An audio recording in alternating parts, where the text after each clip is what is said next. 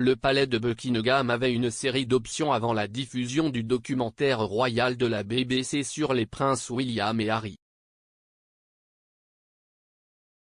Le premier épisode de The Prince and the Press a été diffusé lundi dernier, le dernier épisode étant diffusé à 21 h ce soir.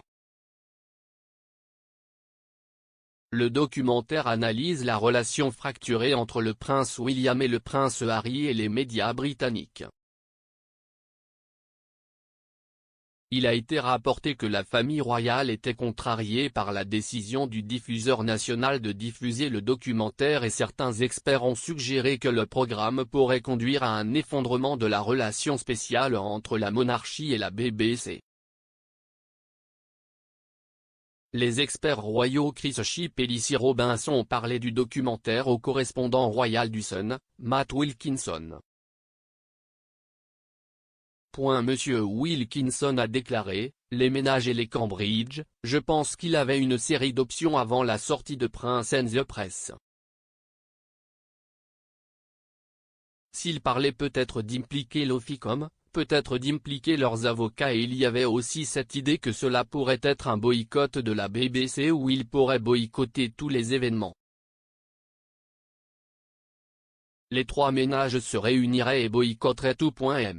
Shipp a ajouté, si est un assez grand pas parce que vous n'avez qu'à penser à Earthshot, où Earthshot a-t-il été diffusé? La BBC. Où ont eu lieu d'autres événements comme à la fin du relais du Commonwealth que vous savez, beaucoup de ce genre de choses parce que ce sont des trucs de l'establishment qui passent à la BBC. J'aurais vraiment pensé que c'était exactement là où ce concert de chant allait se terminer quelques jours avant Noël. Lizzie a ajouté, si pourquoi je pense que Matt a dit plus tôt, cela devient une histoire car elle aurait normalement été hébergée à la BBC. Maintenant, déplacé et pourquoi intéressant. À la fin d'un programme, Kensington Palace, Clarence House et Buckingham Palace ont déclaré, une presse libre, responsable et ouverte est d'une importance vitale pour une démocratie saine.